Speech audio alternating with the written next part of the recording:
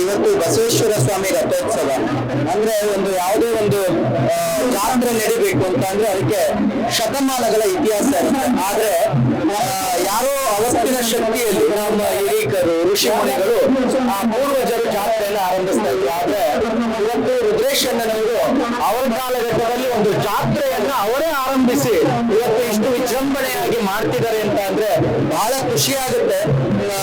ಹಿಂದೂ ಸನಾತನ ಧರ್ಮದಲ್ಲಿ ಇವತ್ತು ಸಂಕ್ರಾಂತಿಯ ದಿವಸ ಸೂರ್ಯ ತನ್ನ ಪಥವನ್ನ ಬದಲಾಯಿಸಿಕೊಳ್ಳುವಂತ ದಿನ, ನಾವು ಅಂಧಕಾರದಿಂದ ಬೆಳಕಿಗೆ ಹೋಗುವಂತ ದಿನ.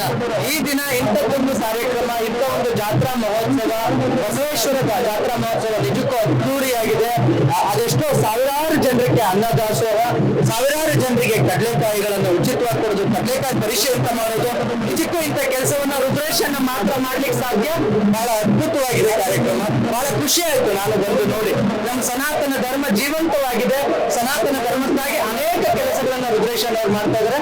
ಬಹಳ ಖುಷಿ, ಅದ್ಭುತವಾಗಿದೆ ಜಾತ್ರೆ.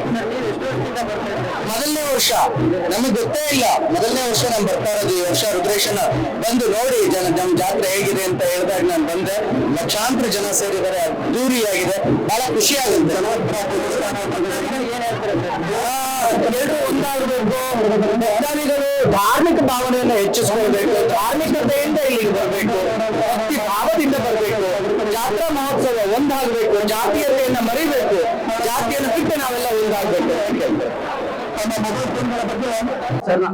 ಸರ್ ನಮಸ್ತೆ. ನಮ್ಮ ಹೆಸರು ಸಿದ್ದು ಸೂರಿ ಅಂತ. ನಾವು ತುಂಬಾ ವರ್ಷದಿಂದ 2018ರಿಂದನೂ ಬರ್ತಾ ಇದೀವಿ ಸರ್. ಇಲ್ಲಿಗೆ ತುಂಬಾ ವಿಶೇಷವಾಗಿ ತುಂಬಾ ಚೆನ್ನಾಗಿ ಮಾಡ್ಕೊಡ್ತಾರೆ. ಮತ್ತೆ ಎನ್ಕೆಪುರ, ಚಿಕ್ಕೇಗೌಡನಪಾಳ್ಯ, ಕೆಂಗೇರಿ, ಈ ಕಡೆ ಬೈನ್ಪಾಳ್ಯ, ಕನಕಪುರ ರೋಡು, ಬನಶಂಕರಿ, ಈ ಸುತ್ತಮುತ್ತಲರೆಲ್ಲ ತುಂಬಾ ಜನ ಬರ್ತಾರೆ. ತುಂಬಾ ಅದ್ದೂರಿಯಾಗಿ ನಡೀತದೆ, ತುಂಬಾ ಚೆನ್ನಾಗಿ ನಡೀತದೆ. ತುಂಬಾ ವಿಶೇಷವಾಗಿ ಏನಪ್ಪಾ ಅಂದ್ರೆ ಇಲ್ಲಿ ಬಸವಣ್ಣ ಇರೋದ್ರಿಂದ ಹಾಗೆ ನಮ್ಗೆ ಗೊತ್ತಿರೋ ವಿಷಯ ತರ ಆಗ ಬಸವಣ್ಣ ಬಂದ್ಬಿಟ್ಟು ಇಲ್ಲೆಲ್ಲ ಕಳ್ಳೆಕಾಯಿ ಸ್ಪರ್ಶೆ, ಕಳ್ಳೆಕಾಯಿ ಬೆಳೀತಾ ಇದ್ರಂತೆ. ಬಸವಣ್ಣ ತಿನ್ನೋದ್ರಿಂದ ಆ ಬಸವಣ್ಣನ ಜಾತ್ರೆ ಮಾಡ್ತಾರೆ. ತುಂಬಾ ಅದ್ಭುತವಾಗಿ ಬರ್ತಾರೆ ನಮ್ಮ ರುದ್ರೇಶ್ ಸಾರು, ತುಂಬಾ ಚೆನ್ನಾಗಿ ಮಾಡ್ತಾರೆ. ಮತ್ತೆ ಊಟ ವ್ಯವಸ್ಥೆ ಇರುತ್ತವೆ, ಕೊಬ್ಬು ಮತ್ತೆ ಕಳ್ಳೆಕಾಯಿನೂ ಎಲ್ಲ ಹಂಚ್ತಾರೆ. ತುಂಬಾ ವಿಶೇಷವಾಗಿ ಅಂತಾರೆ, ತುಂಬಾ ಚೆನ್ನಾಗಿರುತ್ತೆ. ತುಂಬಾ ಜನ ಬರ್ತಾರೆ ಸರ್, ಎಲ್ಲ ಚೆನ್ನಾಗಿದೆ. ಏರ್ಪೋರ್ಟ್ ಎಲ್ಲ ತುಂಬಾ ಚೆನ್ನಾಗಿದೆ, ತುಂಬಾ ಖುಷಿ ಆಯ್ತು ಸರ್. ಪ್ರತಿ ವರ್ಷ ಬರ್ತೀವಿ ಸರ್ ನಾವು ಇಲ್ಲಿಗೆ, ಪ್ರತಿ ವರ್ಷನೂ ಬರ್ತೀವಿ. ನಮ್ಮ ಫ್ಯಾಮಿಲಿ ಸಮೇತ ಬರ್ತೀವಿ, ನಮ್ಮ ಫ್ಯಾಮಿಲಿ ಮುಂದೆ ಇದ್ದಾರೆ. ತುಂಬಾ ಚೆನ್ನಾಗಿದೆ. Thank you sir. ಸರ್ ಹುಷಾರಾಗಿ ತಮ್ಮ ಮಕ್ಕಳನ್ನ ಹುಷಾರಾಗಿ ಬಂದು ನೋಡ್ಕೊಂಡು ದೇವ್ರ ದರ್ಶನ ಮಾಡ್ಕೊಂಡು ಹುಷಾರಾಗಿ ತಮ್ಮ ಮನೆಗೆ ಹೋಗ್ಬೇಕಂತ ಕೇಳ್ಕೊಂತೀವಿ ಸರ್. ಆಮೇಲೆ ಊಟ ದೇವಸ್ಥಾನ ಇದೆ ಸರ್, ಊಟ ಎಲ್ಲ ಮಾಡ್ಕೊಂಡು ಮತ್ತೆ ಕಳ್ಳೆಕಾಯಿ ಮತ್ತೆ ಸೊಪ್ಪು ಎಲ್ಲ ಕೊಡ್ತಾರೆ.